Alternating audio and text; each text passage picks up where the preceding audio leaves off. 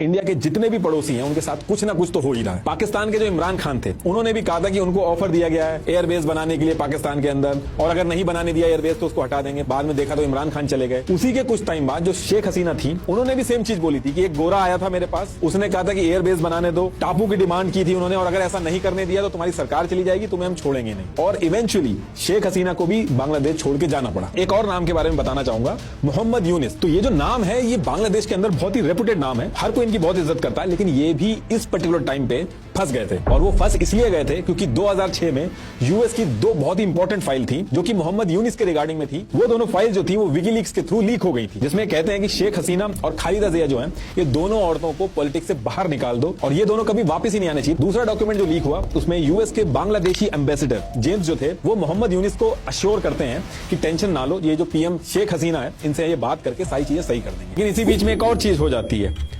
India के foreign office for Bangladesh के joint secretary Mohan Kumar जो थे वो एक यूएस डिप्लोमेट को कहते हैं कि ये मोहम्मद यूनिस को नोबेल प्राइज इसलिए दिया गया है क्योंकि यूएस इनको बांग्लादेश के अंदर पावर में लेके आना चाहता है, अपने इंटरेस्ट पूरा करना चाहता है, और नोबेल प्राइज मिलेगा तो लोगों के अंदर इनकी क्रेडिबिलिटी बढ़ेगी और पॉजिटिव रिस्पॉन्स आएगा, तो उससे गवर्नमेंट बनाने में आसानी होगी।